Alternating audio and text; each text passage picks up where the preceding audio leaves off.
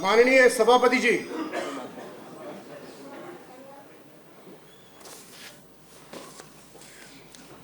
हम वंदे मातरम के लिए अपने स्थान पर खड़े होंगे।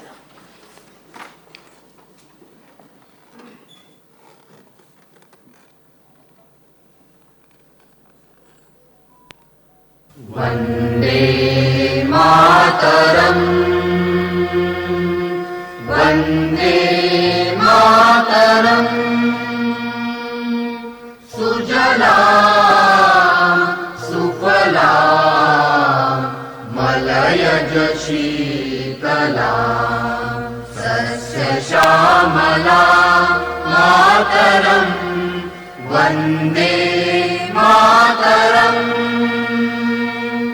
शुभ्रज्योत्स्ना पुलकितयामिनी फुल्लकुसुमिता द्रुमदलशोभिनी सुहासिनी सुमधुरभाषिणी सुखदां वरदां मातरं वन्दे मातरम् वन्दे मातरम्।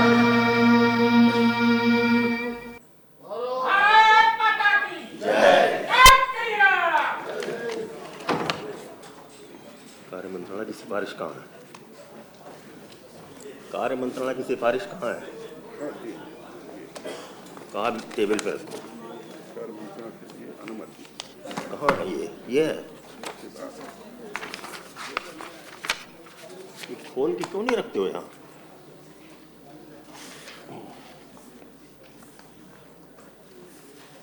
उत्तर प्रदेश विधान परिषद की कार्य परामर्शदात्री समिति ने अपनी दिनांक 18 दिसंबर 2025 की बैठक में सदन के दिनांक 19 दिसंबर 2025 से 24 दिसंबर 2025 तक के तिथिवार कार्यक्रम को निम्नलिखित रूप में रखे जाने की संस्तुति की है। दिसंबर 19 शुक्रवार, एक निधन के निर्देश, 2 औपचारिक कार्य यथा अध्यादेशों, अधिसूचनाओं, नियमों आदि का सदन की मेज पर रखा जाना, विधेयकों का पुरस्थापन आदि यदि कोई हो, 3 विधायी कार्य, 4 अन्य कार्य यदि कोई हो। 20 शनिवार बैठक नहीं होगी, 21 रविवार बैठक नहीं होगी, 22 सोमवार 12:20 बजे अपराह्न वित्तीय वर्ष 2025-26 के अनुपूरक अनुदानों की मांगों का प्रस्तुतिकरण, 2 विधायी कार्य, 3 अन्य कार्य यदि कोई हो। 23 मंगलवार 1 विधायी कार्य, 2 भारत के राष्ट्रगीत वंदे मातरम के 150 वर्ष के संबंध में उत्तर प्रदेश विधान परिषद की प्रक्रिया तथा कार्य संचालन नियमावली 1956 के नियम 59(9) के अंतर्गत लोकहित के विषय पर 4 घंटे की अनवरत चर्चा, 3 अन्य कार्य यदि कोई हो। 24 बुधवार वित्तीय वर्ष 2025-26 के अनुपूरक अनुदानों पर सामान्य चर्चा तथा तत्संबंधी विनियोग विधेयक जैसा विधानसभा द्वारा पारित होगा पर विचार एवं उसका पारण, 2 विधायी कार्य। सदन को स्वीकार है? चलिए, एक तो सूचना ये देना है कि माननीय संसदीय कार्य मंत्री जी ने अपने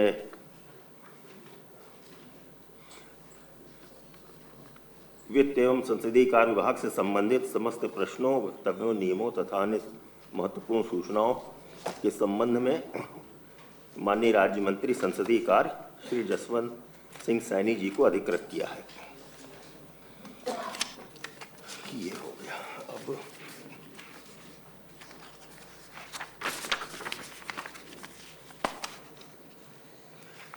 प्रश्न संख्या 1 डॉक्टर मान सिंह यादव जी।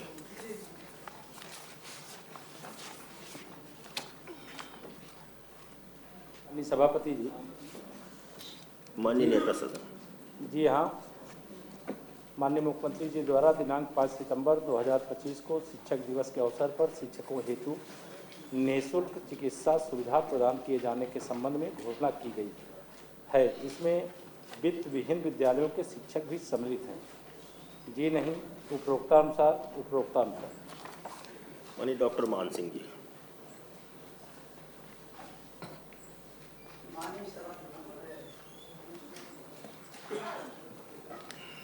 ये जो उत्तर आया है, ये बड़ा ही हास्यास्पद उत्तर दिया गया है। वित्त विहीन शिक्षक जो माध्यमिक शिक्षा का लगभग 80% भार अपने कंधों पर उठाए हुए, उनको 2 पैसे की भी आर्थिक सहायता या वेतन या किसी भी मामले में कुछ नहीं दिया गया। और सरकार जो खाका उत्तर दिया है, उस उत्तर के बारे में तो मैं यही कहूँगा कि जो अदब गोंडवी साहब ने कहा था कि तुम्हारी फाइलों में शहर का मौसम गुलाबी, गांव का मौसम गुलाबी है, और ये दावे झूठे हैं, ये आंकड़ा किताबी है। तो सेम उसी पैटर्न पर माननीय सभापति महोदय, अनुपूरक पूछिए। अनुपूरक मैं पूछ रहा हूँ। अनुपूरक का उत्तर आया है कि क्या प्रदेश में वित्त विहीन शिक्षकों की आर्थिक स्थिति ठीक न होने के कारण वो अपने पारिवारिक जिम्मेदारियों का पूर्णतः निर्वहन नहीं कर पा रहे हैं, जिस कारण उनमें भारी रोष व्याप्त है। तो माननीय सभापति महोदय, सरकार का उत्तर आया है जी नहीं, यानी कि वित्त विहीन शिक्षकों को 1 रुपए की मदद भी नहीं की गई और वो जश्न मना रहे हैं कि भाई हमें कुछ नहीं चाहिए, हम तो केवल शिक्षण कार्य हवा में करेंगे, ना हमारे बच्चे हैं, न बीबी हैं, ना उन्हें पालने पोषने। ये कैसा उत्तर माननीय सभापति महोदय सरकार द्वारा दिया जाता है? ये एक बहुत बड़ा मजाक है वित्त विहीन शिक्षकों के साथ। मतलब उन्हें टूटी कौड़ी नहीं दी जाती, और जब कहा जाता है कि क्या उनमें कोई रोष है, तो कहा जाता है कि नहीं, वो अमन चमन से रह रहे हैं। वित्त विहीन शिक्षकों कोई उनकी जरूरत ही नहीं है। माननीय सभापति महोदय, समाजवादी पार्टी की सरकार ने 200 करोड़ रुपए की प्रश्न करिए ना, मैं प्रश्न पूछिए। माननीय सभापति महोदय, माननीय सभापति महोदय, ये आपके भी टेबल में रखा हुआ है। हाँ। जरा इसका खा उत्तर आप माननीय जी संज्ञान में ले लीजिए। वित्त विहीन शिक्षकों को कोई जरूरत नहीं है, सरकार करे जी नहीं, न तो उनमें कोई रोष है, न तो उन्हें कुछ चाहिए। क्या ये उत्तर आपने पूछा कोई सुविधा दिए जाने के संबंध में पूछा, आपने निर्णय लिया, वो कह रहे हैं कि, तो वो उत्तर में कह रहे हैं ना, निःशुल्क चिकित्सा सुविधा प्रदान किए जाने के संबंध में घोषणा की गई है। खा माननीय सभापति महोदय, खा जो क्या, जिसमें वित्त विहीन शिक्षक भी शामिल हैं। नहीं, खा जो इसमें है, हाँ, कि क्या मानदेय न बढ़ाए जाने की वजह से, कोई सहायता न मिलने की वजह से उनमें आक्रोश है, तो सरकार कहती है नहीं, कोई आक्रोश नहीं है, कोई रोष व्याप्त नहीं है। किसका फोन बज रहा है? क्या है खा में? फोन किसका बज रहा है?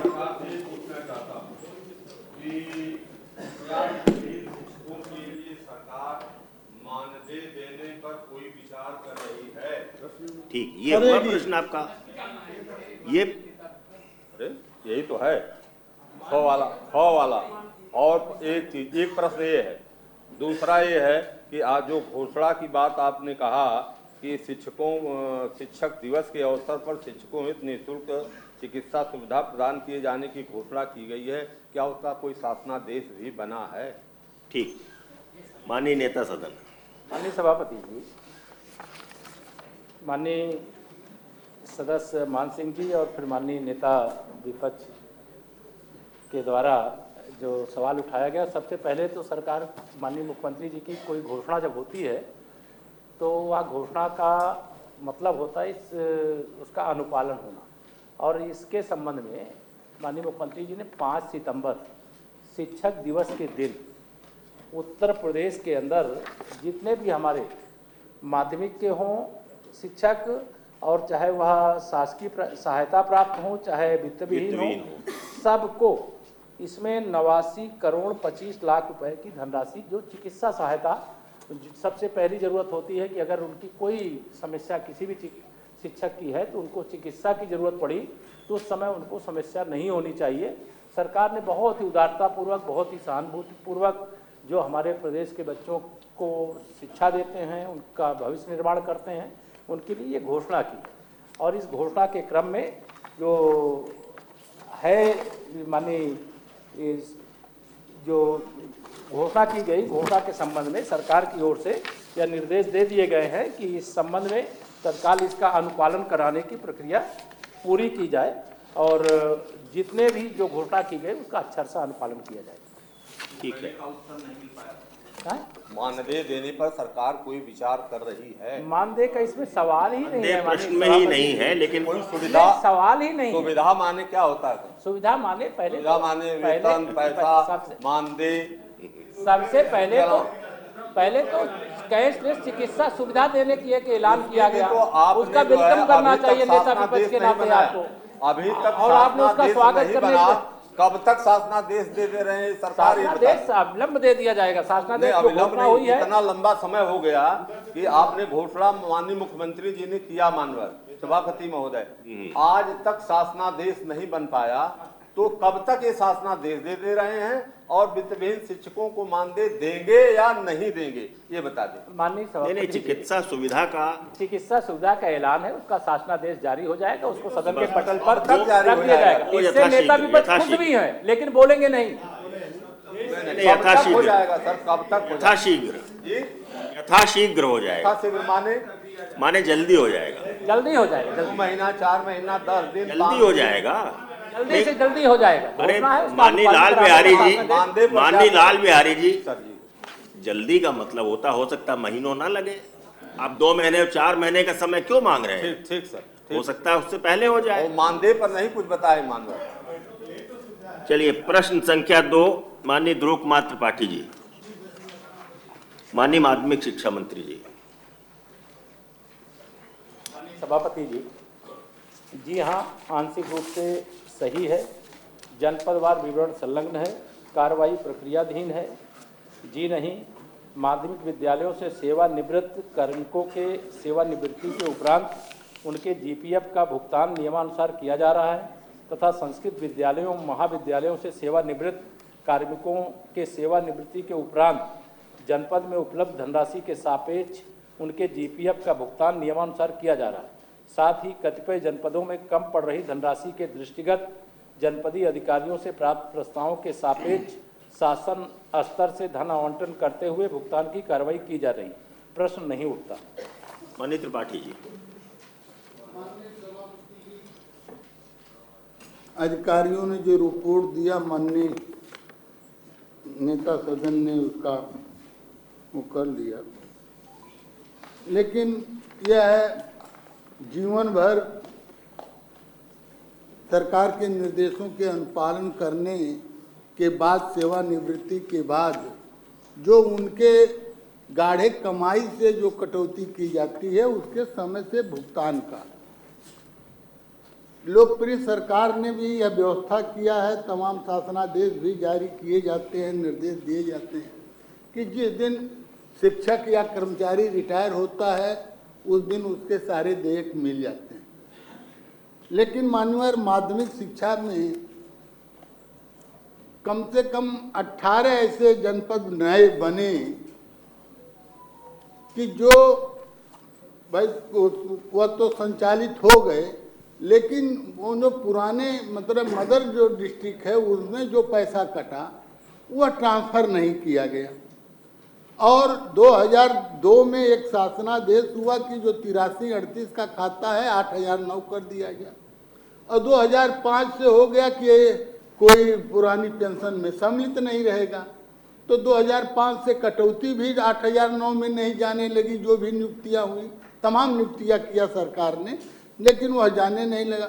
अब उसमें परिणाम यह हुआ सर कि वह पैसा अधिकारियों ने स्थानांतरण नहीं किया, और तमाम जनपदों में 8338 का भी संचालन किया जाता रहा और 8009 का। माननीय नेता सदन, आप हाथ जोड़ रहा हूं कि आप इसको सुन लें। 8338 का प्राविधान था कि उस पर ब्याज जो है ट्रेजरी और विभाग मांग करता था। अब वह 8000 न होने से मांग नहीं हुआ, और 8009 में 5 से पैसा नहीं जा रहा था। अब जो रिटायर हुआ वो सारा पैसा कंपाउंड इंटरेस्ट लेकर के चला गया। अब जो रिटायर हो रहे हैं उनको मिल नहीं रहा है। अभी भी सब जनपद संत कबीर नगर में 2 ऐसे शिक्षक हैं जिन्होंने वहाँ के अधिकारियों ने गुमराह किया। एक शिक्षक का नाम दिया है, एक का, लेकिन 2 शिक्षक हैं। रमेश सिंह जो है वह वहाँ से हैं, मेहदावल में संस्कृत अध्यापक रहे, और एक जो है सतीश चंद्र त्रिपाठी जो है वो मेहदावल ब्लॉक में बिसौआ के थे, वह 31 मार्च को रिटायर हुए, आज तक नहीं मिला।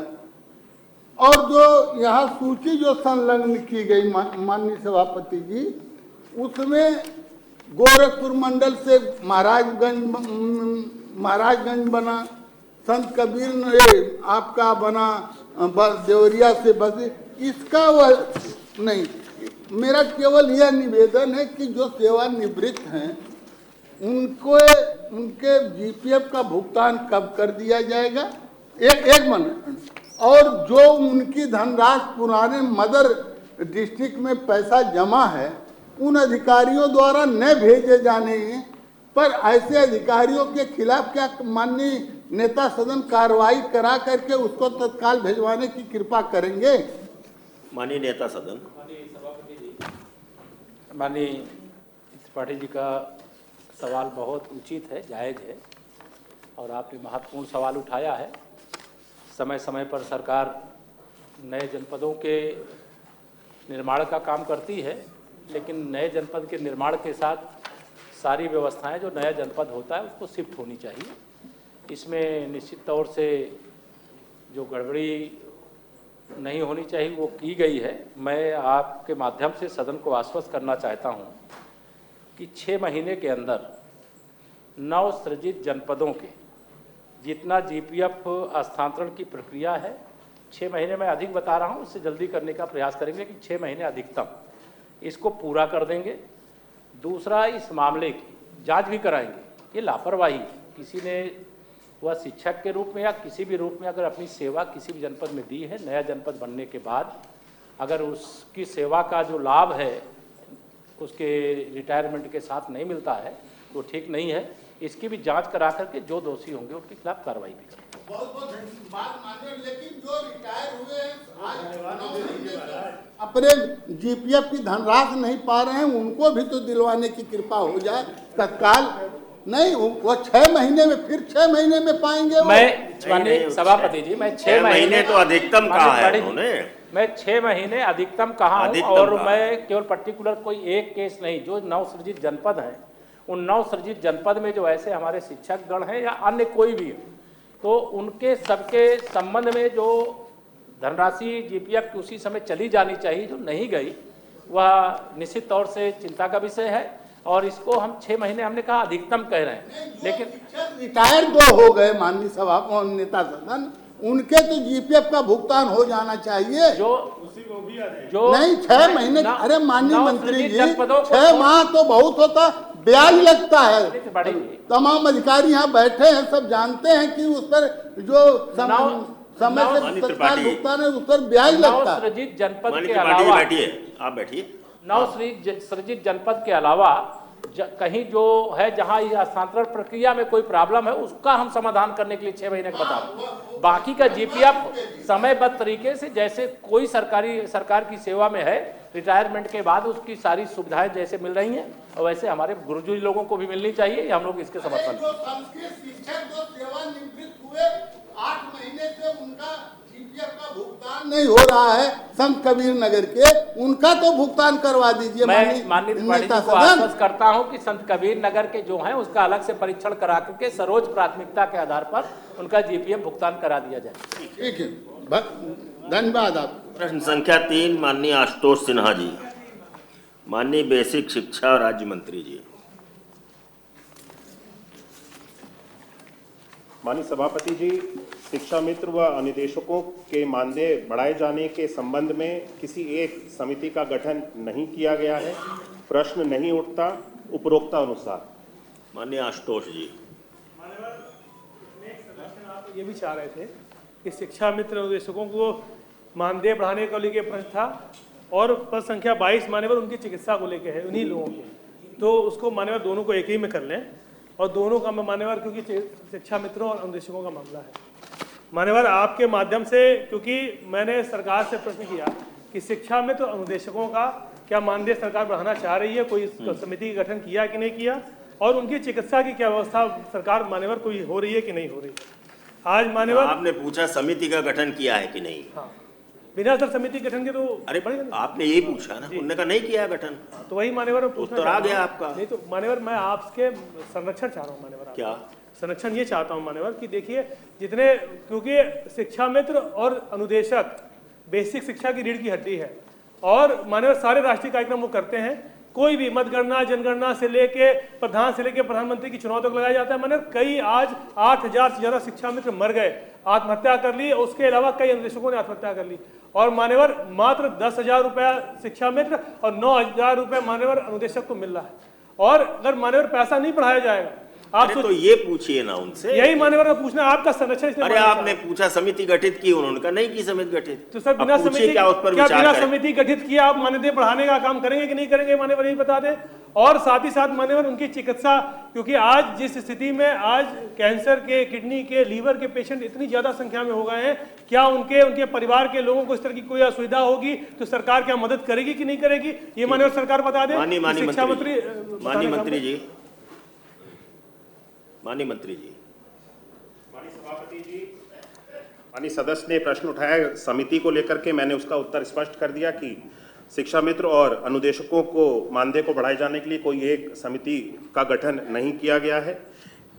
और जहां तक माननीय सदस्य ने जो प्रश्न उठाया कि शिक्षा मित्रों के लिए, अनुदेशकों के लिए और शिक्षकों के लिए उनकी स्वास्थ्य सुविधाओं के संबंध में, तो मैं अवगत कराना चाहता हूं कि इन सबके लिए माननीय मुख्यमंत्री जी ने जो शिक्षक दिवस के अवसर पे घोषणा की थी कि सभी लोगों को कैशलेस चिकित्सा की जो सुविधा है वो उपलब्ध कराई जाएगी, उनकी घोषणा के बाद से इस पे कार्य प्रारंभ कर दिया गया है और सभी लोगों को जो कैशलेस सुविधा है उसकी उपलब्ध कराने के लिए जो प्रक्रिया है वो चल रही है गतिमान।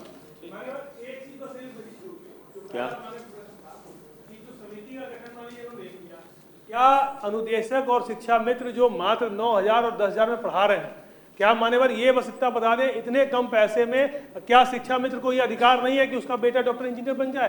फीस कैसे जमा करेगा? और उसका बेटे को अगर इंटरेस्ट में पास हो इंजीनियर डॉक्टर बने और उनका बेटा बनना चाहेगा, इस पर विचार करेंगे क्या करेंगे मान्यवर? हमको बताइए ऐसी स्थिति में क्या करेंगे? क्या सरकार सहयोग करेगी? क्या किसी शिक्षा मित्र या अनुदेशक का बेटे का इंजीनियरिंग में या मान लीजिए मेडिकल में हो गया और उसको फीस जमा करने का पैसा नहीं है, तो सरकार उसकी व्यवस्था करेगी क्या? माननीय आशुतोष जी। माननीय लाल बिहारी। माननीय सभापति महोदय, 10,000 रुपया मानदेय 40,000 से 10,000 पर शिक्षा मित्र आए, तो 2017 से और आज तक महंगाई तो दोगुनी और तिगुनी बढ़ गई मानवर, और उनका वेतन मानदेय 10,000 का 10,000 ही रह गया। मैं आपके माध्यम से माननीय मंत्री जी से जानना चाहता हूं कि क्या सरकार शिक्षा मित्रों के मानदेय को बढ़ाने पर कोई विचार कर रही है? माननीय मंत्री जी। माननीय सभापति जी, वर्तमान में अभी कोई शिक्षा मित्रों के जो मानदेय है उसको बढ़ाए जाने के लिए कोई विचाराधीन नहीं है, लेकिन बहुत जल्द हम लोग प्रयास कर रहे हैं कि माननीय मंत्रिपरिषद की जो भी सहमति बनती है, सभी लोगों की सहमति से इस विषय को रखते हुए हम सब लोग शिक्षा मित्रों को जो उनकी उचित मानदेय हम सब लोगों को प्रदान करना चाहिए, उस पर हम सब लोग विचार करते हुए कुछ निर्णय करके सदन को अवगत कराएंगे। ठीक है, तो बात निर्णय करवा देते मान्यवर, शिक्षा में अनुदेशकों का मान्यवर पैसा बढ़वा दीजिए आप। अरे भाई कह रहे हैं कैबिनेट में हम ले जाएंगे, प्रयास करेंगे, लेके जाएंगे, उसके बाद अवगत कराएंगे। प्रश्न संख्या 4 माननीय लाल बिहारी यादव जी, माननीय माध्यमिक शिक्षा मंत्री जी।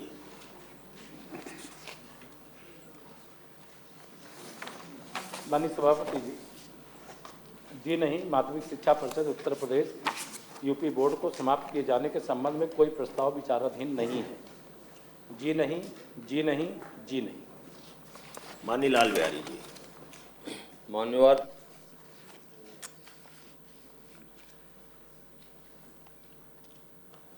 उत्तर प्रदेश का जो माध्यमिक शिक्षा परिषद का यूपी बोर्ड है मान्यवर, वह एशिया का सबसे बड़ा बोर्ड है। ठीक है। और इस बोर्ड को समाप्त करने के पर सरकार जो है पूरी तरह से आमादा है। यह एक नया बोर्ड जो एक प्राइवेट बोर्ड है जिसका नाम है भारतीय शिक्षा बोर्ड। भारतीय शिक्षा बोर्ड पर हमने पूछा कि क्या सरकार ने के अधिकारी बाबा रामदेव द्वारा संचालित भारतीय शिक्षा बोर्ड का प्रचार प्रसार कर रहे हैं। उत्तर आया जी नहीं। अब मेरी सुनिश्चित जानकारी में मेरे निर्वाचन क्षेत्र के 8 जिलों में इस बोर्ड की बैठक हुई और उस बोर्ड की बैठक में डीएम, डीआईओएस, जेडी तक उपस्थित रहे हैं और उपस्थित होकर के इस बोर्ड के प्रचार प्रसार किए हैं। ये प्राइवेट बोर्ड का प्रचार क्यों सरकार कर रही है, इसका क्या उद्देश्य है, माननीय नेता सदन से मैं जानना चाहता हूं।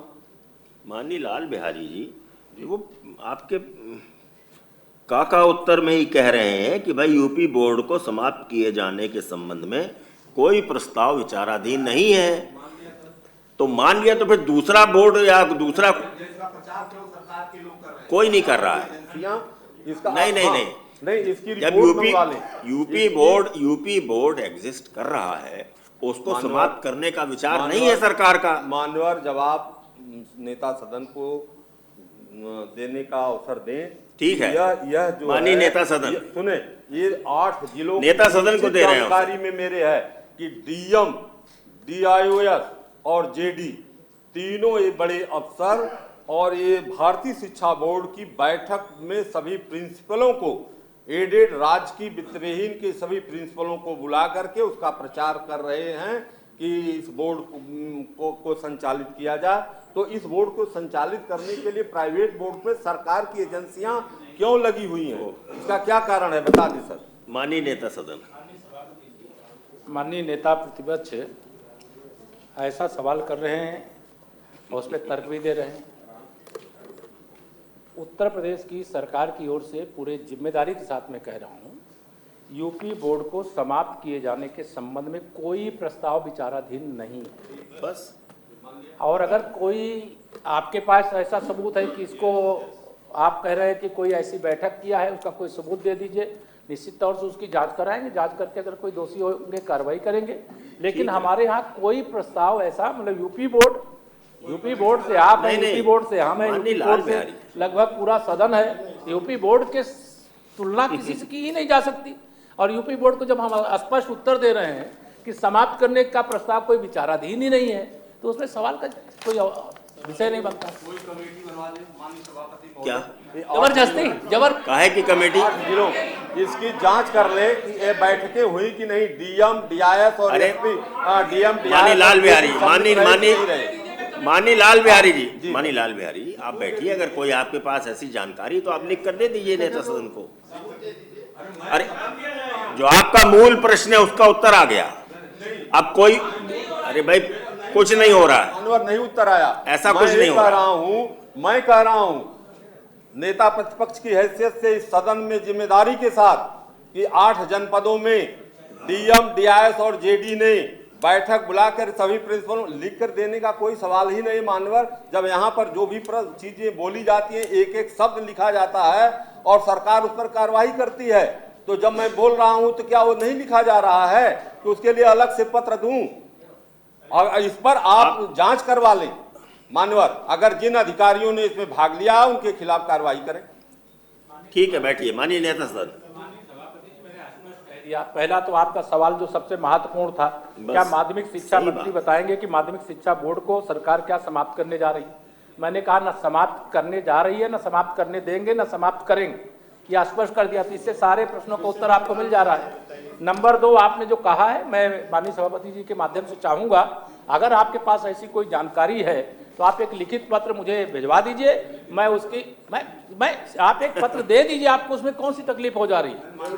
ये सरकार मैं इसमें ये विवाद पत्र पर करती है या विधान परिषद में वक्तव्य होता है उस पर भी कार्रवाई होती है, या यहाँ बोला जाता है उस पर कोई कार्रवाई का प्रावधान नहीं है? नहीं है कार्रवाई का प्रावधान। नहीं, अगर यही बता दे कि जो सदन में बोला जाता है उस पर सदन में कार्रवाई का कोई प्रावधान नहीं है, मैं लिख के दे दूं। माननीय लाल बिहारी सदन खड़े हैं, सभापति जी, उनको माननीय सभापति जी, जब मैंने स्पष्ट कह दिया कि यूपी बोर्ड को समाप्त किए जाने के संबंध में कोई प्रस्ताव विचाराधीन नहीं है, तो अगले सारे सवालों का जवाब आपको मिल जाता है। उसके बाद भी अगर आपका कोई सवाल है तो आप चिट्ठी दे दीजिए, उसे एक समयबद्ध तरीके से जांच करके जो अगर कोई शिकायत हुई तो एक का आप जवाब दे रहे हैं, दूसरे का तो आप जवाब से भाग रहे हैं।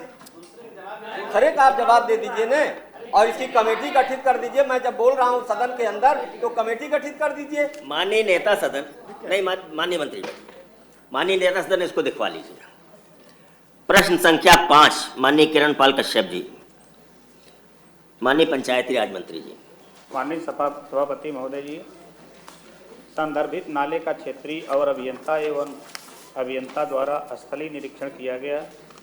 निरीक्षण आख्या के अनुसार यह नाला ग्राम भाजू के गुहा तालाब से शुरू होकर चौधरी तालाब से होता हुआ गुड़भर कुरावा नाले में जाकर मिलता है, जिसकी लंबाई लगभग 3.2 किलोमीटर है और चौड़ाई लगभग 5.5 मीटर है, जिसमें से लगभग 450 मीटर जिला मुजफ्फरनगर की सीमा अंतर्गत आता है। उक्त नाले की सिंचाई विभाग द्वारा लगभग 15 वर्ष पूर्व सफाई खुदाई कराई गई थी। ग्राम पंचायत भाजू द्वारा ग्राम पंचायत भाजू की सीमा के अंतर्गत राज्य वित्त आयोग से प्रत्येक वर्ष मार्च अप्रैल में सफाई कराई जा रही है। ग्राम गुड़भर से ग्राम कुराया तक गुड़भर नाला की साफ सफाई वित्तीय वर्ष 2024-25 में सिंचाई विभाग द्वारा कराई गई है। सिंचाई विभाग द्वारा वित्तीय वर्ष 2026-27 में मानसून से पूर्व नाले की साफ सफाई कराई जानी प्रस्तावित है। सिंचाई विभाग से प्राप्त आख्यानुसार गुंडभर नाला जनपद मुजफ्फरनगर की सीमा में ग्राम गुंडभर के तालाब से शुरू होकर ग्राम भौरा कला की सीमा के अंत तक है। गुंडभर नाले के डिजाइन डाटा के बदलाव कर 6 फुट 1.80 मीटर गहरा करना तकनीकी रूप से साध्य नहीं है। उपरोक्तानुसार प्रश्न नहीं उठता। माननीय कश्यप जी, सत्र में उठाना किया था। ये नाला मुंडभर गांव से होकर के बौरा कला होते हुए कुरावे की सीमा तक जाता है। कुरावा गांव है, इसी में मुंडभर जो है हमारा, ये मुंडभर भौरा कला कुरावा तीनों मुजफ्फरनगर जनपद के गांव है। और जो भाजू है ये शामली जिले में चला गया, पहले एक ही जिला था। वहाँ से करीब 3-3.5 किलोमीटर नाला वो इसी नाले में आकर के मिल जाता है। बरसात में ये ओवरफ्लो होकर के तीनों गांव तबाह हैं। बरसात में जो अधिकारियों ने लिख दिया कि साफ सफाई भी 24-25 में हुई, बरसात के समय में जेसीबी ले गए ऊपर से कूड़ा निकाल करके, जो कोई खुदाई नहीं हुई, इसलिए मुझे दोबारा लगाना पड़ा ये। और तीनों गांव, जब नाले की खुदाई, गांव की ऊंचाई ऊपर है, नाले की ऊंचाई ऊपर होगी, गांव नीचे में चला गया, तो अगर नाले की खुदाई नहीं होगी तो पानी कैसे निकलेगा? ये विचारणीय है। अधिकारी जो लिख करके दे देते हैं, माननीय मंत्री जी आप दिखवा लीजिएगा इसको।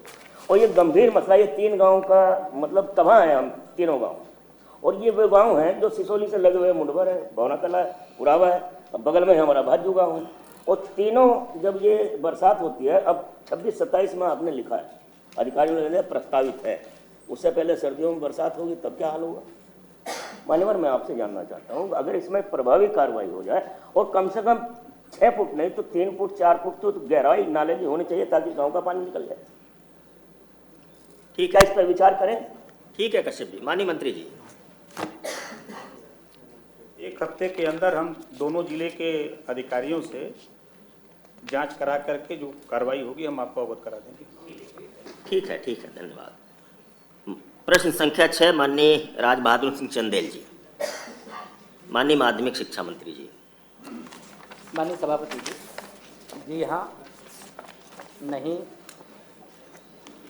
स्वर्गीय शिव प्रसाद द्विवेदी को निदेशक आंतरिक लेखा परीक्षा निदेशालय उत्तर प्रदेश के द्वारा अनुमन्य की गई एससीपी के साथ ही अभियुक्ति में स्वर्गीय द्विवेदी द्वारा पूर्व में दिए गए निर्धारणों में संशोधन किए जाने का उल्लेख किया गया था, जिसके अनुसार स्वर्गीय द्विवेदी का वेतन निर्धारण किए जाने पर स्वर्गीय द्विवेदी द्वारा प्राप्त किया गया अंतिम वेतन संशोधित वेतन निर्धारण से अधिक पाए जाने के कारण देयता नहीं बनती है, प्रश्न नहीं उठता। माननीय चंदेल जी।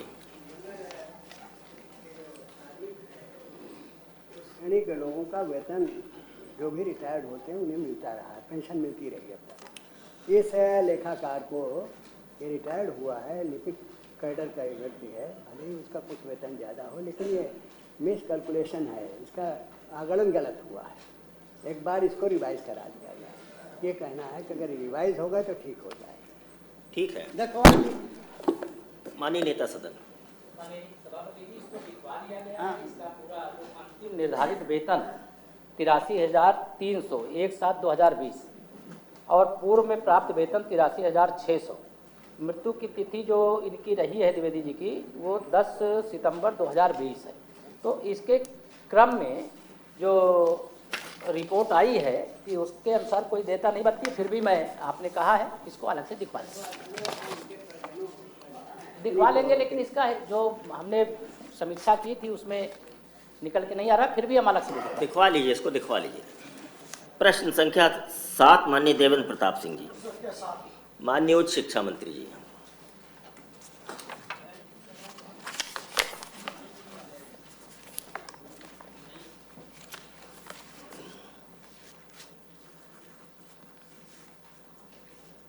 माननीय सभापति जी, सिद्धार्थ विश्वविद्यालय कपिलवस्तु सिद्धार्थनगर हेतु शासनादेश संख्या 775/4/2015 और 1321/2014 दिनांक 26 जून 2015 के द्वारा मनोविज्ञान विभाग में निम्न पदों का सृजन किया गया। आचार्य पद 1 और वह रिक्त पद है। सहयुक्त आचार्य 1 वह भी रिक्त है। सहायक आचार्य 2 पद हैं, दोनों भरे हुए हैं। मनोविज्ञान विषय में 4 अतिथि प्रवक्ता के पदों पर वॉक इन इंटरव्यू के माध्यम से चयन हेतु विज्ञापन किया गया था। संशोधित अधिसूचना दिनांक 24/7/2025 में अधिसूचित किया गया था कि रिक्तियों की संख्या घट बढ़ सकती है। उक्त विज्ञापन के सापेक्ष कुल 16 आवेदन प्राप्त हुए, जिसमें 8 अभ्यर्थी वॉक इन इंटरव्यू में सम्मिलित हुए। विज्ञापन के सापेक्ष अतिथि प्रवक्ताओं का चयन यूजीसी के नियमानुसार किया गया। चयनित अभ्यर्थियों का विवरण निम्नवत है। शिवानी थैलिया पर स्नातक मनोविज्ञान फॉरेंसिक नेट। दूसरा रोशनी सिंह पर स्नातक मनोविज्ञान नेट ओबीसी। प्रतिमा तिवारी पर स्नातक मनोविज्ञान क्लिनिकल नेट। अतिथि प्रवक्ता का चयन शैक्षणिक सत्र 2025-26 से अधिकतम 11 माह के लिए किया गया है। अतिथि प्रवक्ता के पदों हेतु आरक्षण लागू नहीं है। विश्वविद्यालय में सृजित नियमित शैक्षणिक पदों पर शासनादेशों के अनुपालन में 100 पॉइंट रोस्टर प्रणाली लागू है। माननीय देवेंद्र प्रताप सिंह। उच्च शिक्षा में यूजीसी द्वारा नियुक्तियों के लिए नियम और प्रक्रिया निर्धारित की गई है। एपीआई स्कोर के आधार पर उच्च शिक्षा में नियुक्ति होती है। एपीआई स्कोर का मतलब है academic performance indicator score. Siddharth university में एक तो गंभीर ये लगाया गया कि न तो ओबीसी का आरक्षण का पालन किया गया, न एससी के आरक्षण का पालन किया गया, और कम मेरिट के लोगों को पैसे लेकर नियुक्ति की गई। इसमें एपीआई स्कोर हाईएस्ट था एक डॉक्टर अनु प्रसाद का, उसका एपीआई स्कोर था 122, उसके पेपर पब्लिकेशन थे 5, इंटरनेशनल पब्लिकेशन थी, और जिनकी नियुक्ति की गई वो केवल एमए नेट थी, और जो पीड़िता है जिसका नहीं किया गया वो एमए पीएचडी और जेआरएफ, इसके अलावा 5 पेपर का पब्लिकेशन है। इस जो यूजीसी द्वारा निर्धारित नियम के अनुसार उसका एपीआई स्कोर हाईएस्ट था, हाईएस्ट का नहीं किया गया, पैसे लेकर इस पर कम मेरिट के लोगों को, अयोग्य लोगों को नियुक्ति दे दी गई, और एक खुलेआम धड़ल्ले से कहा जा रहा है कि हम इसमें 11 महीने के लिए होता है तो हम इसमें आरक्षण का पालन नहीं करेंगे। ये अभ्यर्थनी 4 वर्ष दीनदयाल उपाध्याय गोरखपुर यूनिवर्सिटी में पढ़ाई है, 2 वर्ष उसी सिद्धार्थ यूनिवर्सिटी में पढ़ाई है। अब मैं ये चाहता हूँ क्या सरकार कोई एसआईटी गठित कर ये अनियमित, अयोग्य और धांधलीपूर्ण नियुक्ति की जांच कराएगी? माननीय नेता सदन करा दीजिए। जी, माननीय सदस्य का बहुत गंभीर प्रश्न है कि योग्यता की अनदेखी करके अगर अतिथि प्रवक्ताओं का चयन किया गया है तो इसे देखेंगे, और जहां आरक्षण प्रक्रिया का पालन किया जाना चाहिए, अगर वहां आरक्षण प्रक्रिया का उल्लंघन किया गया है तो उसकी भी जांच करेंगे, और जांच करके जो भी इसमें आवश्यक कार्रवाई है वह भी करेंगे। मैं आपके माध्यम से माननीय सदस्य को आश्वस्त करना चाहता हूँ। ठीक है। प्रश्न संख्या 8 माननीय शैलेंद्र प्रताप सिंह जी। शैलेंद्र प्रताप सिंह नहीं है?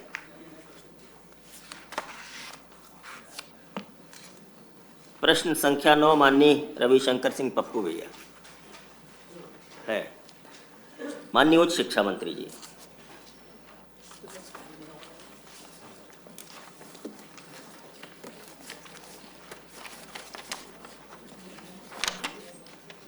संख्या 9 माननीय सभापति जी,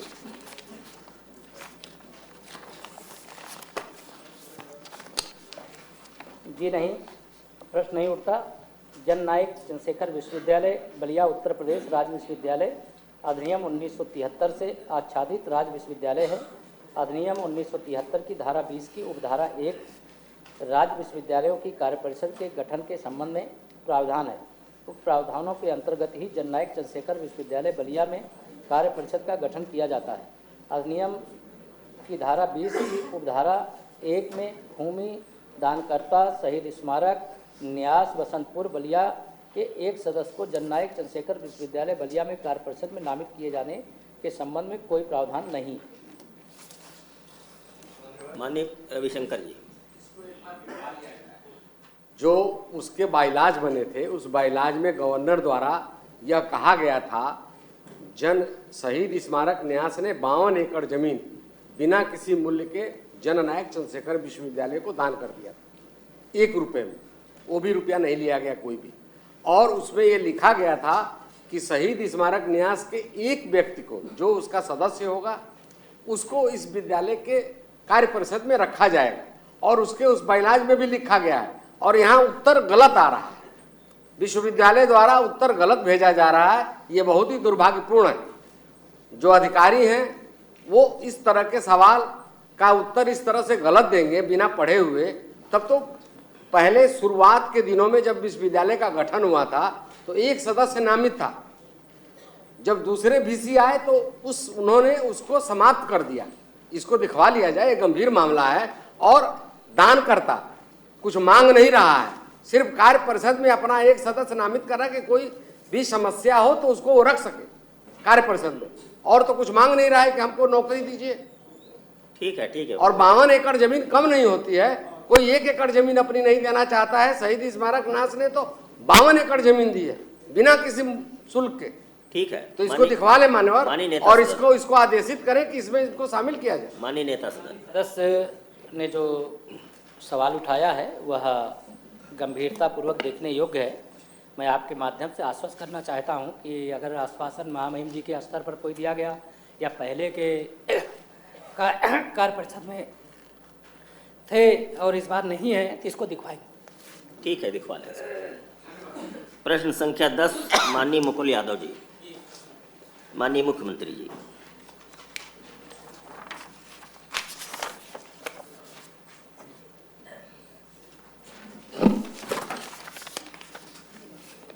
माननीय सभापति जी, यहाँ नगर पंचायत करहल में सार्वजनिक मरघट शमशान के निर्माण हेतु ग्राम प्रधान नगला जात करहल देहात व सचिव भूमि प्रबंधक समिति द्वारा दिनांक 5/11/2025 को गाटा संख्या 1955 की भूमि को उपलब्ध कराए जाने हेतु प्रस्ताव पास किया है। उक्त प्रस्ताव के माध्यम से सचिव लेखपाल भूमि प्रबंध समिति द्वारा नगर पंचायत करहल को शमशान मरघट हेतु गाटा संख्या 1955 की भूमि हस्तगत की गई है। नगला जात करहल देहात में गाटा संख्या 1955 की भूमि प्राप्त हुई है। प्रश्न नहीं उठता। माननीय मुकुल यादव जी। ये जब हमने प्रश्न लगाया 7/11/2025 को, तो उससे 2 दिन पहले ही ये भूमि आवंटित की गई है कागजों में। जब से देश आज़ाद हुआ है करहल नगर पंचायत में कोई शमशान घाट नहीं है। मान्यवर वहाँ के लोगों को बड़ा समस्या आती है। पिछले समय एक वकील साहब थे जिनका निधन हुआ, उसके बाद जब कोई जगह नहीं मिली तो रेलवे लाइन की पटरी के किनारे जहाँ रेलवे स्टेशन है उस स्थान पर लगाया गया और उनके रिश्तेदार और परिवारीजनों ने बड़ा खेद इसमें प्रकट किया। उसके बाद जब हमने वहाँ इसको जिला कमेटी में रखा और जब कहा तब करहल देहात में वो ज़मीन आवंटित की गई है, तो माननीय नेता सदन से हम यही चाहते हैं कि इसको अतिशीघ्र पूर्ण करा दिया जाए और ये वहाँ बन जाए जो 7-5 तारीख को प्रस्तावित। ठीक है, तो आप बनाइए, उसके बाद धन्यवाद देंगे। आप आश्वासन दें नेता सदन कि हम बनवा देंगे। माननीय नेता सदन। माननीय सभापति जी, उसमें माननीय सदस्य ने बहुत सही बात बताई है कि एक महत्व का विषय उठाया और उस पर कार्रवाई अग्रिम प्रारंभ हो गई है और एक नगर पंचायत में एक जो अंत्येष्टि स्थल है वो होना चाहिए, उसमें कार्रवाई बढ़ गई है और जो भी जितनी जल्दी और गुणवत्तापूर्ण हो सकता है उसको करवाया जाए। ठीक है। प्रश्न संख्या 11 माननीय ध्रुव कुमार त्रिपाठी जी। माननीय विज्ञान प्रौद्योगिकी मंत्री जी। मान्यवर, 2-3 प्रश्न इसमें किए गए हैं। एक तो पहला था कि मान्य उत्तर पढ़िए, केवल जो उत्तर आपने दिया वो पढ़ दीजिए। जी हाँ। इसमें जी हाँ।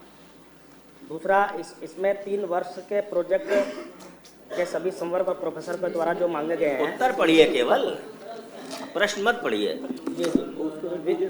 इसमें 3 वर्ष का जो ब्यौरा है मान्यवर, वित्तीय वर्ष 2022-23 में मैं यही पढ़ रहा हूँ, मैं यही पढ़ रहा हूँ ना। हाँ। वित्तीय वर्ष 2022-23 में सभी संवर्ग के प्रोफेसर कुल 1113 प्रोजेक्ट विभिन्न क्षेत्रों में शोध प्रस्ताव प्राप्त हुए। दूसरा 2023 और 24 में मान्यवर 979 प्रोजेक्ट विभिन्न क्षेत्रों में शोध प्रस्ताव प्राप्त हुए। 2024 और 25 में 1979 प्रोजेक्ट विभिन्न क्षेत्रों में प्राप्त हुए। दूसरा मान्यवर, छात्रों से उक्त अवधि में कोई शोध प्रस्ताव प्राप्त नहीं हुआ। नहीं, प्रश्न नहीं उठता। वित्तीय वर्ष 2022-23 में प्राप्त कुल 1113 प्रोजेक्ट के सापेक्ष वित्तीय वर्ष 2023-24 में 114 प्रोजेक्ट स्वीकृत किए गए, जिसमें 999 प्रोजेक्ट अस्वीकृति नहीं दी गई। वित्तीय वर्ष 2023-24 में प्राप्त कुल 979 प्रोजेक्ट के सापेक्ष वित्तीय वर्ष 2024-25 में 213 प्रोजेक्ट स्वीकृत किए गए तथा 766 प्रोजेक्ट में स्वीकृति नहीं दी गई। वित्तीय वर्ष 2024-25 में प्राप्त कुल 1979 प्रोजेक्ट के सापेक्ष वित्तीय वर्ष 2025-26 में 193 प्रोजेक्ट स्वीकृत किए गए तथा 1786 प्रोजेक्ट में स्वीकृति नहीं दी गई। हाँ, विवरण संलग्न है। विवरण मान्यवर पूरा।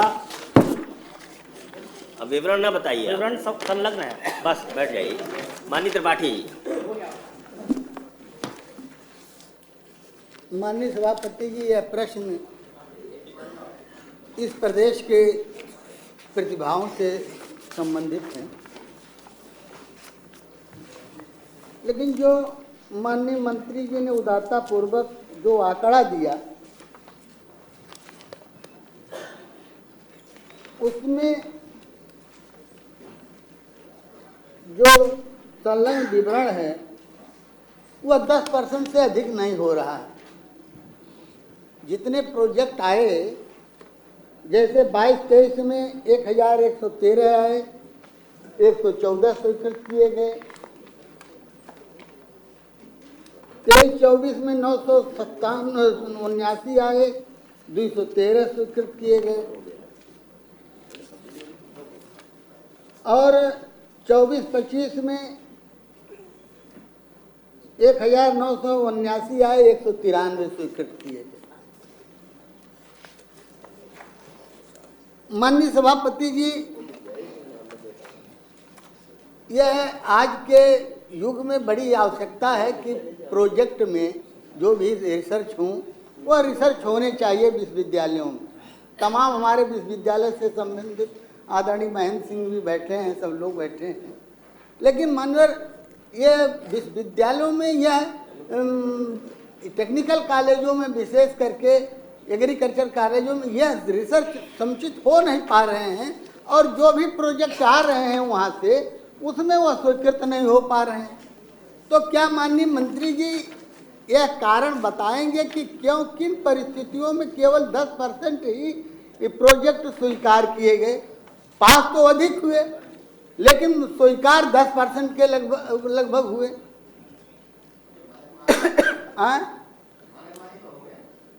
एकदम मानक होंगे, एकदम मानक होंगे तो वही तो मैं उसका विवरण क्या माननीय मंत्री जी सदन में रखेंगे कि किस नाते वह अस्वीकार कर दिए गए। और दूसरा अंतिम में दिया है कि छात्रों का नहीं आया, तो क्या यह विभाग के द्वारा कोई ऐसा कुछ प्रचार प्रसार किया गया कि छात्र भी उसमें सम्मिलित हो और अपने प्रोजेक्ट दें, स्वीकार हो, क्योंकि उन्हीं प्रतिभाओं के बल पर इस प्रदेश को, इस देश को चलना है। तो क्या माननीय मंत्री जी उदारता पूर्वक जो प्रोजेक्ट पास हुए, उत्तर आया कि प्रोजेक्ट पास हुए, उसमें स्वीकार किन परिस्थितियों में केवल 10% हुए? क्या माननीय मंत्री जी कृपा पूर्वक इसका उत्तर देंगे? माननीय मंत्री जी, मैं छोटा सा एक आंकड़ा पेश करता हूँ। जब से महाराज जी की सरकार है, अगर हम उससे पहले का देखें 2012 से लेकर 17 तक 5 साल का आंकड़ा, मात्र 322 आवेदन प्राप्त हुए थे, जिसमें 137 स्वीकृत हुई थी कुल। लेकिन उसके बाद से 2017 से लेकर 2025 तक 3481 आवेदन हम लोगों को प्राप्त हुए, और जिसमें 602 परियोजनाएं जो है, इसमें प्रोजेक्ट हमारे स्वीकृत भी हुए हैं। काफ़ी बढ़ोतरी हुई है, और जिसमें जो स्वीकृत धनराशि है जो 17 से लेकर 24 तक की 5499.75 लाख रुपीज़ है, और इससे पहले 11,21 लाख रुपीज़ रही ओनली। ऐसा नहीं है, जितने भी प्रोजेक्ट्स हम लोगों को प्राप्त होते हैं मान्यवर, वो वेबसाइट के माध्यम से हम लोगों को प्राप्त होते हैं, और परिषद के द्वारा उसका परीक्षण कराया जाता है। परीक्षण कराने के लिए बाद में उसको हम लोग जो स्क्रीनिंग कमेटी को भेजते हैं, और स्क्रीनिंग कमेटी के बाद में उसके बाद फिर जो है हम लोग जो है पूरे देश भर में जो उसके एक्सपर्ट एडवाइजरी कमेटी है उसको भेजने करता है। जो वहाँ से मानक के अनुसार पास होकर आते हैं उन लोगों को हम लोग जो है उसमें पैसा स्वीकृत करते हैं। लगभग एवरेज 15 लाख के आसपास में हम लोग प्रोजेक्ट में देने का काम करते हैं। माननीय त्रिपाठी जी, इस प्रश्न को किसी राजनीतिक पार्टी से जोड़ रहे हो तो या तो वह करे, यदि वह पहले ठीक है होती तो आपका राज्याभिषेक कैसे होता? माननीय सभापति जी, जो प्रोजेक्ट जो इन्होंने विवरण दिया है कि एग्रीकल्चर एंड एलाइड सेक्टर में 153 प्रस्ताव आए, स्वीकृत हुए 15, पास 153 हुए, स्वीकृत 15 हुए। इन्वायरमेंटल साइंसेज में 131 प्रस्ताव आए, 9 पास 9 स्वीकृत किए गए। तो इसी तरह से पूरा विवरण जो 3 साल का इन्होंने आंकड़ा दिया, हम ये नहीं जानते कि पहले किस सरकार ने क्या किया क्या नहीं किया, लेकिन नहीं हुआ जानने की। आज जब आवश्यकता होगी तो जानेंगे, क्योंकि इस सदन में 2008 से आए और जो भी माननीय सदस्य वरिष्ठ हैं उनसे सीखे मान्यवर, वो बताने की या जरूरत नहीं है कि जान लीजिए, लेकिन यह इस प्रदेश की मेधाओं से संबंधित है। इसी के बल पर हम आगे बढ़ेंगे, इसी के बल पर यह जो है 2047 का सपना पूरा होगा। लेकिन माननीय सभापति जी, इस तरह से प्रतिभाओं के साथ कुठाराघात किया जाना अच्छी बात नहीं है। और छात्र ये आज के युग में मानवर, जब बच्चा 100% तक पा रहा है तमाम परीक्षाओं में परीक्षा मार्क्स, तो कहा जा रहा है कि इसमें जो है छात्रों के प्रति यह पूछा कि नहीं अगला भी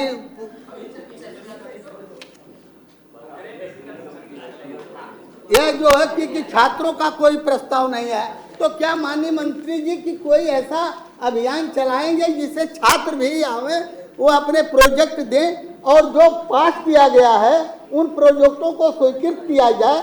और पहले यह भी व्यवस्था की थी कि युवा जो वैज्ञानिक होते थे वह सम्मानित किए जाते थे माननीय सभापति जी। तो क्या सरकार यह बताएगी कि आपके कार्यकाल में कितने युवा वैज्ञानिकों को जो है वह सम्मानित किया गया? माननीय मंत्री जी, छात्रों को डायरेक्टली रिसर्च के लिए तो हम लोग आमंत्रित नहीं करते। इसमें संस्थाओं को आमंत्रित किया जाता है, संस्थाएं इसमें आवेदन करती हैं। बाकी जो डाटा इन्होंने स्पेसिफिक मांगा है उसका मेरे पास अभी उपलब्ध नहीं है, उसको हम लोग उपलब्ध करा देंगे। बात होते हुए भी स्वीकार नहीं किए गए, उसका विवरण सदन के पटल पर आप रखेंगे? माननीय नेता सदन, हमें लगता है गंभीर प्रश्न है और इसको प्रश्न संदर्भ समिति को भेज दिया जाए। माननीय सभापति जी, आप जो भी आदेश देंगे उसका पालन किया जाएगा। और हमारे यहाँ अलग अलग प्लेटफार्म से, अलग अलग मंत्रालयों के माध्यम से, अलग अलग योजनाओं के माध्यम से हर प्रतिभा का स्वागत, सम्मान, सत्कार और उसको आगे बढ़ने का अवसर। अगर कोई इसमें आपने आदेश दिया उसका पालन करें। ठीक है। प्रश्न संख्या 12 माननीय लाल बिहारी यादव जी। माननीय माध्यमिक शिक्षा मंत्री जी। माननीय सभापति जी, जी हाँ, वित्तीय वर्ष 2023-24 लंबा है। सहमत है? जय, आपका बहुत बहुत धन्यवाद है। क्या बात है।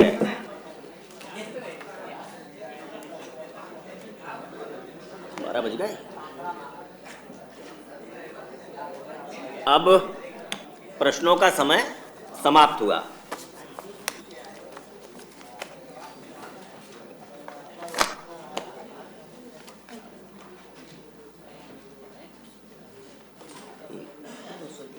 क्या है? 223।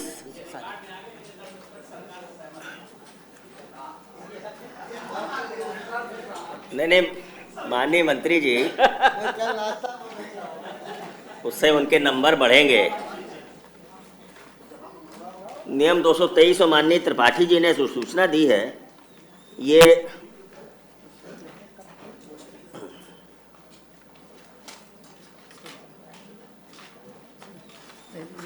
क्या है? अच्छा, 1 मिनट, इसके पहले शोक प्रस्ताव ले लें। एक शोक संदेश है अपने पास। बैठे रहिए सब लोग।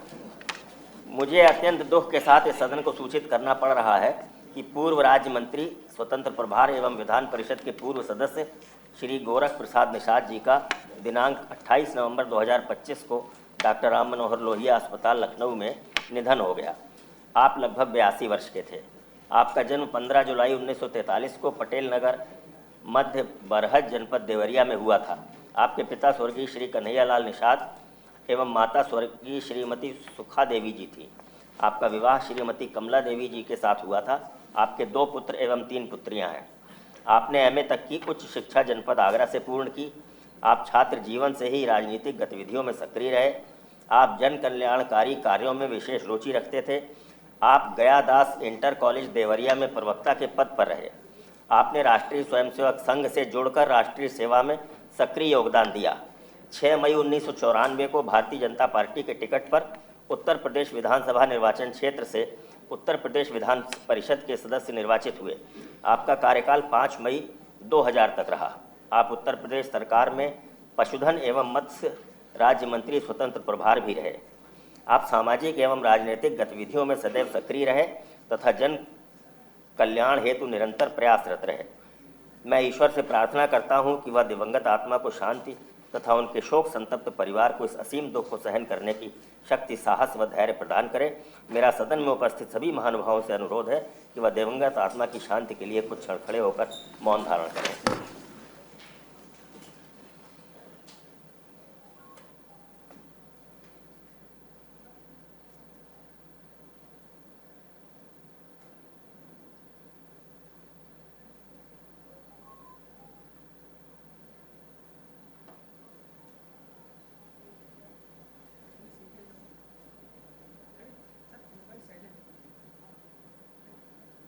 ओम शांति। अपना स्थान ग्रहण करें। अब नियम 223 नियम 223 की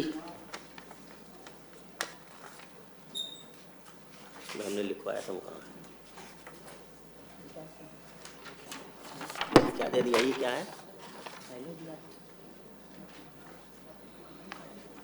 ध्रुव कुमार त्रिपाठी जी की ये सूचना है। त्रिपाठी जी, ऐसा है कि शासन द्वारा समय समय पर दिशा निर्देश जारी किए जाते हैं, लेकिन जो आपका कहना है माननीय नेता सदन, जिन सदस्यों का निर्वाचन क्षेत्र 1 से अधिक जनपद है तो उनके क्षेत्र के सभी जिलों से विकास संबंधित बैठकों की सूचना उनको दी जानी चाहिए, ऐसा हमको लगता है। हाँ, एक ही क्षेत्र है। अब 98 में मैं निर्वाचित होकर पहली बार आया था। ठीक। तब से 2012 तक सभी 17 जनपदों से बैठकों की सूचना आती थी। या तो हम लोग जाते थे, हमारे प्रतिनिधि जाकर बैठकों में सम्मिलित होते थे और सरकार की विकास योजनाओं का प्रचार प्रसार करने में सबको सुविधा होती थी। तो व्यवस्था बहाल रहनी चाहिए सभी जनपदों में के लिए। कि किसी भी जनपद की बैठक अथवा कार्यक्रम में माननीय विधान परिषद के ऐसे माननीय सदस्य ही आमंत्रित किए जाएंगे जिनका नाम अनुलग्न 1 में संबंधित जनपद के सम्मुख लिखा गया। मतलब जिसका मान लीजिए मेरा जिस माननीय सदस्य का नोडल डिस्ट्रिक्ट है केवल उसी डिस्ट्रिक्ट में बुलाया जाएगा, और अन्य जैसे मेरा 17 है, किसी का 12 है, किसी का 7 है, व्यस्त जी हैं, माननीय त्रिपाठी जी, माननीय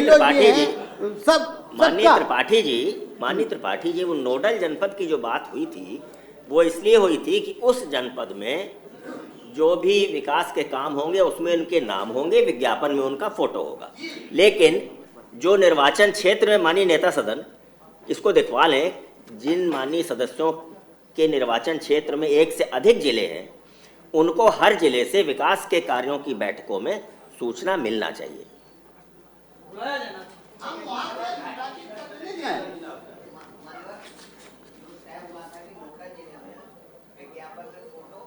और जो विकास कार्य होंगे उसमें जो स्टोन लगे उसमें इस प्रक्रिया का भी पालन ठीक तरीके से नहीं किया जाएगा। वो लिख कर दीजिएगा। माननीय नेता सदन बताइए। त्रिपाठी जी बैठ जाए, त्रिपाठी जी बैठ जाए, वो सबने देखा है। माननीय सभापति जी, देखिए, एक सदस्य के नाते माननीय त्रिपाठी जी हों चाहे माननीय देवेंद्र जी हों, जो उनका निर्वाचन क्षेत्र है उसके लिए उनका कहना जायज़ है, लेकिन जो नोडल जिला होता है वहाँ तो एक जैसे माननीय विधान परिषद के सदस्य के रूप में या विधानसभा के सदस्य के रूप में उनका वहाँ फोटो, उनका पत्थर में नाम कहीं नहीं है तो उसको दिखवा लिया जाएगा। लेकिन अगर क्षेत्र आपका विस्तृत है तो सूचना तो मिल जाना अलग है, लेकिन सभी क्षेत्रों में नोडल जिले जैसा मुझे लगता है स्पेस मिल पाना, फिर बाद में वहाँ वो देखिए, वो नोडल जिले की जो व्यवस्था बनी है वो तो अपनी जगह रहे। हाँ। लेकिन अगर निर्वाचन क्षेत्र एक से अधिक जिलों का है, तो उन जिलों से बैठकों की सूचना मिले, योजनाओं के बैठक की सूचना, बैठकों की सूचना मिले, सूचना दिलवा देंगे, लेकिन नोडल जिला एक ही रहे। नोडल जिला तो एक ही रहे, ठीक है। लेकिन जो बैठक हो सरकारी, जो बैठक है कार्यक्रम है, उसमें तो आमंत्रित हुआ जाए, उसमें सूचना दिलवा। अरे तो त्रिपाठी जी वही कह रहे हैं ना, वही कह रहे हैं कि केवल ऐसे जनपदों में जिनका निर्वाचन क्षेत्र है, अब जैसे विधानसभा से जो निर्वाचित होते हैं उनका निर्वाचन क्षेत्र पूरा प्रदेश है, तो उनको पूरे प्रदेश से सूचना की आवश्यकता नहीं है, उनको तो नोडल जनपद में ही। इसको मैं माननीय सभापति जी अलग से दिखवा। लेकिन किसी के निर्वाचन क्षेत्र में 2 जिले हैं, किसी में 3 जिले हैं, किसी में 10 जिले हैं, तो उनको उन जिलों से, क्योंकि उन जिलों में उनके मतदाता रहते हैं, तो उनके वहाँ के विकास कार्यों में उनकी भागीदारी रहे, उसे अलग से दिखवा लेते हैं। ठीक है, ठीक है जी। नोडल डिस्ट्रिक्ट में दी जा रही है, अन्य जनपदों से मिल ही नहीं रहा। अब हम वहाँ के निर्वाचित प्रतिनिधि, माननीय त्रिपाठी जी जब कह रहे हैं नेता सदन के हम इसको दिखवा लेंगे, 39 का नियम 39 का उत्तर प्रदेश में प्रतिबंधित चीनी मिलों की खुलेआम बिक्री पर चिंता, पाठक जी का है, एक मिनट, पाठक जी का है, इसको आवश्यक कार्रवाई के लिए भेज रहे हैं। 25 फरवरी को मैंने ये विषय उठाया था चीनी मांझे को लेकर के, और उसमें भी प्रभावी कार्रवाई के आपके निर्देश दिए थे। उसके बाद भी ये स्थिति बनी हुई है। अभी पिछले 10 दिनों में जौनपुर जिले में 2 घटनाएं हुई। एक में एक व्यक्ति चीनी मांझे से गला कट गया, अपनी बच्ची को छोड़ने जा रहा था, छोड़ने बाद लौटा, चीनी मांझा लगा और अस्पताल में भर्ती हुआ, मर गया। एक व्यक्ति और अस्पताल में भर्ती है। इस तरह की घटनाएं लगातार हो रही हैं। अभी फिर संक्रांति आने वाली है, तो लगातार प्रतिबंधित भी है, इसमें सजा का भी प्रावधान है, फिर भी इसमें कार्रवाई नहीं हो रही है, तो आपका संरक्षण चाहता हूं। ठीक है, ठीक है। माननीय नेता सदन इसको दिखवा लीजिए।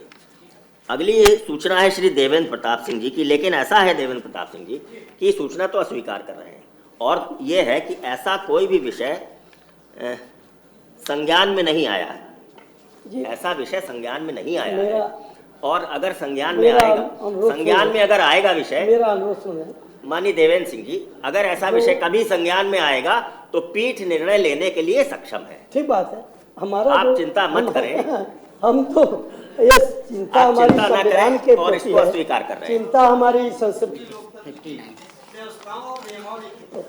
मैं एक वाक्य कहूँ, एक वाक्य आपका हर आदेश मानूंगा। प्रमुख सचिव संसदीय के हस्ताक्षर से एक पत्र आपको आया है, हमको नहीं आया है। आपको नहीं आया है, इसीलिए कहा। ठीक है माननीय देवेंद्र प्रताप सिंह, ठीक है, माननीय देवेंद्र प्रताप सिंह जी, हम इसीलिए कह रहे हैं, हम आपका आदेश सिरोधार्य करते हैं। जब आए तो हम सबको, हाँ, बिल्कुल बिल्कुल, नहीं, और उसकी भी आवश्यकता नहीं पड़ेगी। पीठ के पास अपने अधिकार हैं। हाँ, ठीक है, हम आपके साथ हैं, पीठ के साथ हैं, सदन की गरिमा के पूरे साथ सदन की शक्ति है पीठ के साथ, नियमावली के साथ है, पीठ और के साथ संविधान तो के पूरे साथ सदन की ताकत है। हमारे लिए संविधान सर्वोच्च है, हमारे लिए हमारा पीठ सर्वोच्च है, हमारे लिए हमारी नियमावली सर्वोच्च है। ठीक है, इसकी सुरक्षा के लिए हम तत्पर हैं और रहेंगे। ठीक है। नियम 59(5) में एक सूचना अनूप गुप्ता जी ने दी है महिला क्रिकेट टीम की, ये तो हमको नहीं लग रही है स्वीकार करने लोग। दूसरी एक विजय बहादुर पाठक जी ने दी है कि जो दृष्टिबाधित महिला क्रिकेट टीम है और उसने भारतीय क्रिकेट के लिए स्वर्णिम काल था, और भारत ने ICC के 3 क्रिकेट ट्रॉफियां जीत करके 3 क्रिकेट ट्रॉफियां जीती हैं। उसमें 28 सितंबर को भारतीय क्रिकेट टीम में एशिया कप फाइनल जीता।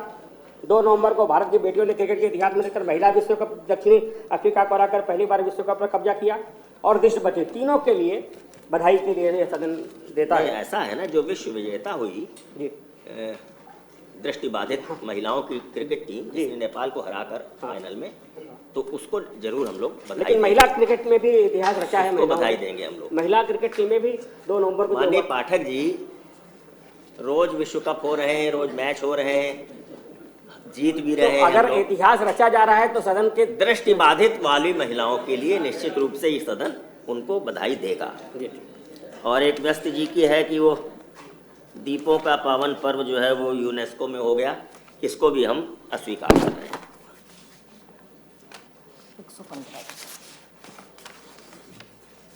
सदन बधाई दे तो कुछ अति विशिष्ट हो तो सदन बधाई दे। अब सदन रोज बधाई देगा तो फिर उस बधाई की महत्ता भी कम हो जाएगी।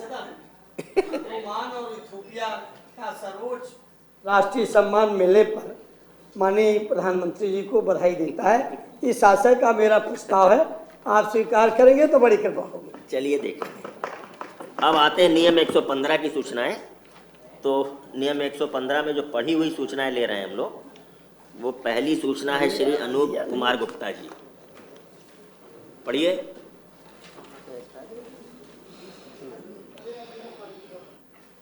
जी, लखीमपुर खीरी के बेलराया से प्रारंभ होकर जनपद सीतापुर, हरदोई, कन्नौज, औरैया, जालौन, राठ, हमीरपुर होते हुए बनवाड़ी, महोबा तक उत्तर प्रदेश राज्य राजमार्ग 21 बेलराया पनवाड़ी मार्ग बना हुआ है, जिसकी लंबाई लगभग 385.46 किलोमीटर है, जिसको आधार मानकर एक नया एक्सप्रेसवे विकसित किए जाने की आवश्यकता है। इस एक्सप्रेसवे को दुधवा नेशनल पार्क से जोड़ते हुए भारत नेपाल बॉर्डर के गौरीफंटा स्थल से शुरू करके प्राचीनतम पौराणिक स्थल नैमिषारण होते हुए पनवाड़ी महोबा के स्थान पर झांसी जिला जोड़ते हुए मर्यादा पुरुषोत्तम प्रभु श्री राम जी के राम राजा दरबार स्थल ओरछा जनपद निवाड़ी मध्य प्रदेश तक बनाया जाना बेहतर होगा।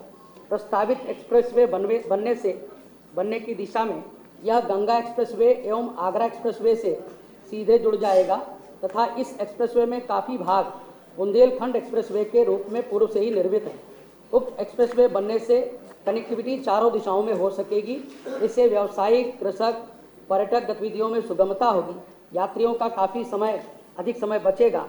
अतः लोकमहत्व एवं आस्था के सुनिश्चित एवं अविलंबनीय विषय पर सदन के माध्यम से सरकार का ध्यान आकृष्ट कराते हुए लखीमपुर के भारत नेपाल बॉर्डर से नैमिषारण होते हुए मर्यादा पुरुषोत्तम प्रभु श्री राम जी के राम राजा दरबार स्थल ओरछा जनपद निवाड़ी मध्य प्रदेश तक राजमार्ग 21 बेलराया पनवाड़ी मार्ग को एक्सप्रेसवे बनाए जाने की मांग करता हूँ।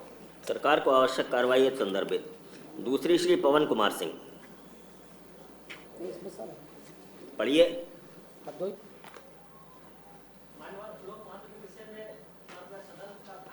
सीतापुर के दिव्यांगजनों के सर्वांगीण विकास को आकर्षित करना चाहता हूँ। जनपद सीतापुर के नैमिषारण धाम में दिव्यांगजनों के सशक्तिकरण ये कोई व्यवस्था नहीं है। दिव्यांगजनों को समाज के मुख्य धारा से जोड़ने के लिए आंचल गृह, सामुदायिक केंद्र का निर्माण कर कौशल विकास एवं स्वरोजगार को प्रोत्साहन करने की आवश्यकता है। इस तरह दिव्यांगजनों व उनके परिवारों का सर्वांगीण विकास संभव हो सकेगा। अतः मैं सदन के माध्यम से नैमिषारण धाम में दिव्यांगजन सशक्तिकरण के केंद्र स्थापित करने का मांग करता हूँ। सरकार को आवश्यक कार्रवाई संदर्भित। तीसरी श्री विजय बहादुर पाठक जी, मुख्यमंत्री शहरी विस्तारीकरण नए शहर प्रोत्साहन योजना से नियोजित शहरों का विस्तार और विकास हो रहा है। इसके लिए यशस्वी मुख्यमंत्री योगी आदित्यनाथ जी का अभिनंदन है। जनपद लखनऊ, बरेली, मुरादाबाद, गोरखपुर समेत कई स्थानों पर नई आवासीय योजनाएं प्रारंभ हुई हैं। आजमगढ़ जनपद जहां बेहद रोड कनेक्टिविटी के कारण बदलाव आया है, इसके कारण जनपद राज्य के प्रमुख आर्थिक और व्यापारिक केंद्रों से सीधे जुड़ चुका है। कई महत्वपूर्ण राजमार्गों का जंक्शन है। कमिश्नरी मुख्यालय होने के कारण आवासीय जरूरतों को पूरा करने के लिए आजमगढ़ में भी सुनियोजित आवासीय परियोजना लाना अत्यंत आवश्यक है। 10 लाख से ऊपर अर्धनगरी और नगरीय आबादी है। विश्वविद्यालय से लेकर राजकीय मेडिकल कॉलेज तक यहाँ अवस्थित हैं, किंतु आजमगढ़ में कोई आवासीय योजना अभी तक संचालित नहीं हो पाई है। अतः जनहित और लोकमत के इस विषय पर सरकार का ध्यान आकृष्ट करते हुए आजमगढ़ में शहरीकरण को बढ़ावा देने और आवासीय जरूरतों को पूरा करने के लिए मुख्यमंत्री शहरी विस्तारीकरण नए शहर प्रोत्साहन योजना के अंतर्गत आजमगढ़ में शीघ्र ही आवासीय योजना संचालित की जाने की मांग करता हूं। सरकार को आवश्यक कार्रवाई संदर्भित। चौथी है श्री राज बहादुर सिंह चंदेल जी।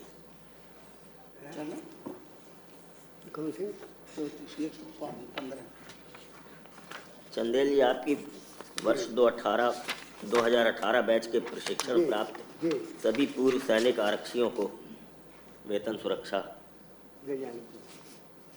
पढ़ दें। मैं सदन का ध्यान वर्ष 1918 बैच के प्रशिक्षण प्राप्त सभी पूर्व सैनिक आरक्षियों को वेतन सुरक्षा का लाभ दिए जाने को आकर्षित करना चाहता हूँ। वर्ष 2018 में उक्त पुलिस भर्ती में जानलेवा बीमारी कोविड के कारण प्रशिक्षण हेतु 3 बैच बनाए गए थे। प्रथम बैच के पूर्व सैनिक आरक्षियों को वेतन निर्धारण कर दिया गया, किंतु द्वितीय, तृतीय और चतुर्थ बैच के पूर्व सैनिकों का आरक्षण का लाभ आरक्षियों का वेतन निर्धारण नहीं किया जा रहा है। जबकि माननीय उच्च न्यायालय इलाहाबाद सिंगल बेंच के आदेश दिनांक 9 अप्रैल 2025 और माननीय उच्च न्यायालय इलाहाबाद डबल बेंच के आदेश दिनांक 15 दिसंबर 2025 में एक गृह विभाग को प्रथम बैच के पूर्व सैनिक आरक्षियों की भांति द्वितीय, तृतीय बैच और चतुर्थ बैच के पूर्व सैनिक आरक्षियों को भी वेतन निर्धारण का लाभ प्रदान किए जाने हेतु आदेशित किया गया है।